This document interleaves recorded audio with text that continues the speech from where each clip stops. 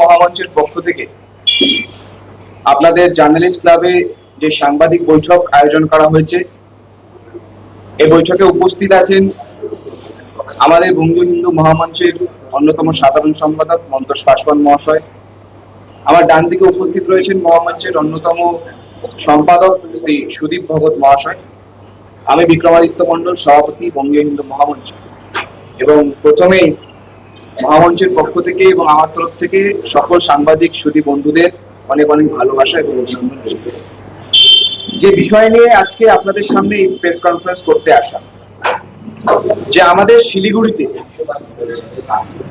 আপনারা দেখছেন কিছুদিন যাবৎ লাগাতার আমরা শিলিগুড়ির সংস্কৃতি রক্ষার স্বার্থে এবং শিলিগুড়ির যুব সমাজকে নেশা মুক্ত করতে, পাপ বিমুখ করতে যে আন্দোলন আমরা চালাচ্ছি, সেটা আপনাদের সংবাদ মাধ্যমের আপনারা বন্ধুরা রয়েছেন, আপনারা তুলে ধরেছেন আমাদের আন্দোলনগুলো।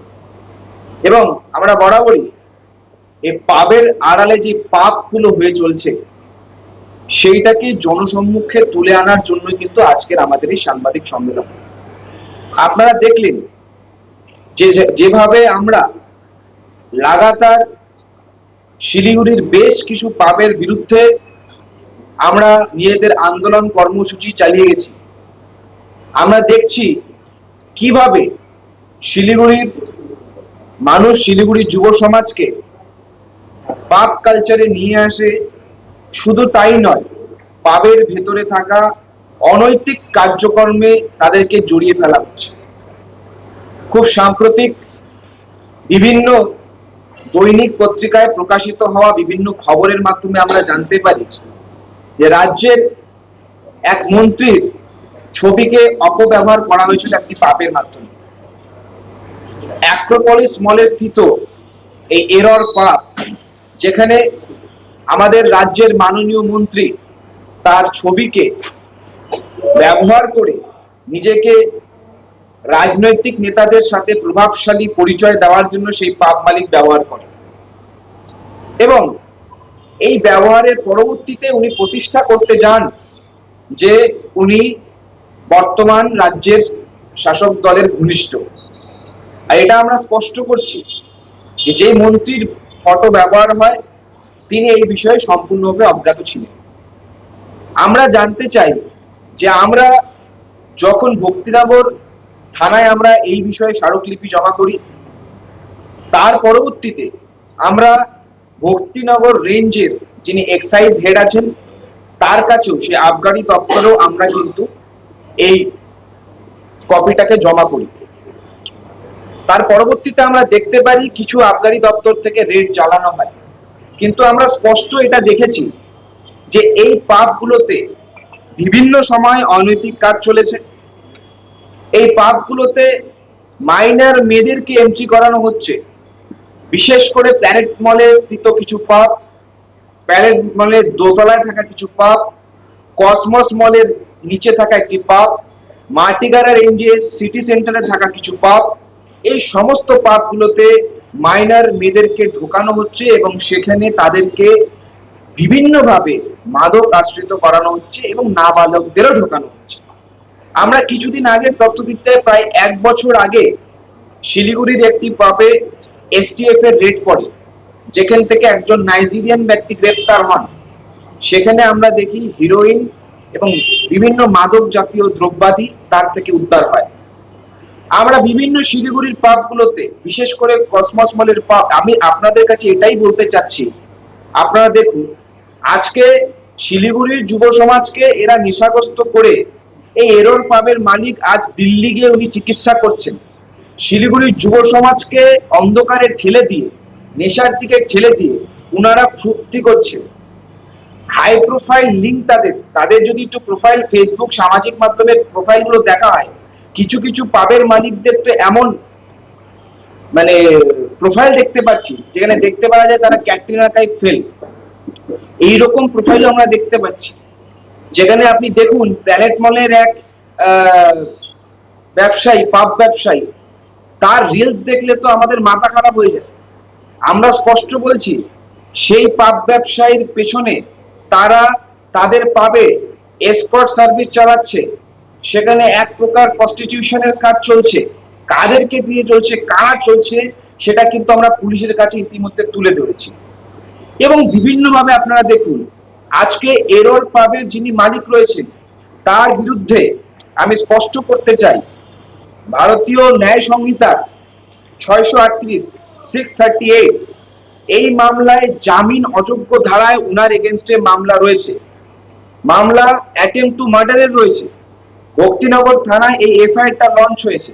আমি পুলিশের কাছে আবেদন রাখবো যে আপনারা অতি শীঘ্র এইরকম একজন আসামি, অভিযুক্তকে কেন গ্রেপ্তার করছেন না, তাকে অবিলম্বে গ্রেপ্তার করা উচিত। আপনারা ভাবুন, এরর পাবের যিনি মালিক তার কাছে ভারতীয় ন্যায় সংহিতার 109 যতদূর সম্ভব তার এগেনস্টে একটা এফআইআর করা রয়েছে। হ্যাঁ, একদম ভারতীয় ন্যায় সংহিতার 109। সুতরাং এইরকম গুরুত্বপূর্ণ অ্যালিগেশন থাকা সত্ত্বেও কেন একজন এরকম অভিযুক্তকে গ্রেপ্তার করা হচ্ছে না? আমি শিলিগুড়ির অভিভাবকদের কাছে আবেদন জানাবো যে আপনার বাড়ির ছেলেমেয়েরা রাত্রে হলে এই যে পাবগুলোতে যাচ্ছে, আপনারা নজর রাখুন তারা কাদের পাবে যাচ্ছে। আর আমি প্রশ্ন রাখছি যে কেন এই পাব মালিককে এখনো গ্রেপ্তার করা হলো না, উনার এত বড় উনার এগেনস্টে অ্যালিগেশন থাকা সত্ত্বেও। শুধু উনি নয়, উনার পার্টনারের ক্ষেত্রেও রয়েছে। ইভেন আমি এটাও শুনেছি এই এরর পাবের কিছু মালিকরা রয়েছেন যারা সংখ্যালঘু সম্প্রদায়, এইখানে আমাদের হিন্দু মেয়েদেরকে টার্গেট করে তাদেরকে মাদক আশ্রিত করানো হচ্ছে এবং পরবর্তীতে তাদের সাথে বিভিন্ন প্রকার জিহাদ কার্যক্রমকে সম্পূর্ণ করানো হচ্ছে। তো আমার স্পষ্ট কথা, আমি আপনাদের মাধ্যমে মাননীয় মন্ত্রী শঙ্করদাকে অনুরোধ করব, ডাকগ্রাম ফুলবাড়ির বিধায়িকাকে অনুরোধ করব। আমি দেখেছি যে শঙ্করদা কিছুদিন আগে শিলিগুড়ির সেবক রোডে যখন উনি হেঁটেছিলেন, সেই সময় কিন্তু উনি হুঁশিয়ারি দিয়েছেন এবং কিছুদিন আগেও ভিডিওর বার্তার মাধ্যমে উনি বলেছেন যে কাউকে রেয়াত করা হবে না। হয়তো শঙ্করদার কাছে তথ্য নেই, আমি সম্পূর্ণ তথ্যটা তুলে দিচ্ছি যে এই এরর পাবের মালিকের বিরুদ্ধে ভারতীয় ন্যায় সংহিতার 109 ধারায় আইন জামিন অযোগ্য ধারায় মামলা রয়েছে। তাই এই ব্যক্তিকে অবিলম্বে গ্রেফতার করার আমি দাবি জানাচ্ছি। কেন উনি আজও উন্মুক্ত অবস্থায় ঘুরে বেড়াচ্ছে, এটা কিন্তু বড় প্রশ্ন থেকে যাচ্ছে। এবং সব থেকে বড় ব্যাপার, একজন আসামি, একজন অভিযুক্ত কি করে তার প্রতিষ্ঠান চালায়, এবং এমন একটা প্রতিষ্ঠান যেখানে মাদক এবং মদ এই সবের কারবার হচ্ছে। আমরা কোনো ব্যবসায়ীর বিরুদ্ধে নয়, কিন্তু যেই ব্যবসায়ী অসাধু প্রক্রিয়া অবলম্বন করে আমাদের যুব সমাজকে নষ্ট করার চেষ্টা করবে, আমরা কিন্তু স্পষ্ট বলছি যে তার বিরুদ্ধে আমরা লড়াই করে যাব।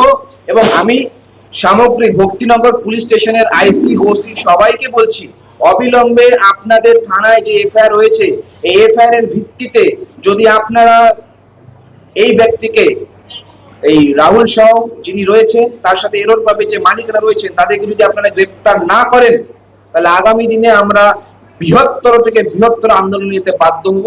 এবং আমি আমাদের শিলিগুড়ির অভিভাবক জনপ্রতিনিধিদের অনুরোধ করছি, আপনারা একটু খোঁজ নিন।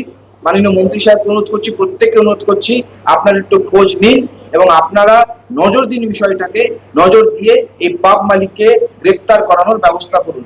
আমার তথ্য কোথাও ভুল নেই, আপনারা থানায় খোঁজ খবর নেবেন। এবং অভিভাবকদের অনুরোধ করছি, আপনার বাড়ির ছেলে মেয়েদেরকে বোঝানোর চেষ্টা করুন, তাদেরকে পাপ থেকে বিমুখ করুন। এবং জেনজিদের কাছে অনুরোধ করছি, আপনারা হাসি উল্লাস করতে যাচ্ছেন, কোনো অসুবিধা নেই, কিন্তু যেই পাপ আপনাদের জীবনকে ধ্বংস করার চেষ্টা করছে, তাদের বিরুদ্ধে অবশ্যই আপনারা বিমুখ হন। তো অবশ্যই এখানে জেনজিদের বলবো, বয়কট এরর, বয়কট আদার্স এই সমস্ত পাপ যারা কিন্তু আপনাদের জীবনকে ধ্বংস করার চেষ্টা করছে। এবং আজকে একটা দৈনিক পেপার দেখে আমার খুব হাসি হলো, যে ওখানে দেখতে পেলাম যে আমার নামও কোথাও জড়িয়ে রাখা হয়েছে, তার কাছ থেকে নাকি কিছু ডিমান্ড করা হয়েছে। ঠিক আছে, আমি সমবেদনা জানাই সেই পাব মালিকের প্রতি। আমি জানি আপনার দেওয়ালে পিঠ থেকে গেছে, আমাদের সারাশি চাপে আপনি বিদ্ধ হয়েছেন, আপনার যত কালা চিঠা রয়েছে সেটা বাইরে চলে আসছে। আপনার যেখানে অভিযোগ করার আছে আপনি করতে পারেন, আমরা ন্যায়ের সাথে, সত্যের সাথে আছি। আপনার প্রতি সমবেদনা রইল। এবং ওই সেই দৈনিক পত্রিকায় তিনি ক্ষমাও চেয়েছেন রাজ্যের মন্ত্রীর ছবি ব্যবহার করার জন্য। তাই এক প্রকারে দেখা গেলে এটা আমাদের আন্দোলনের একটা নৈতিক জয়। বাকি কোনো প্রশ্ন থাকবে?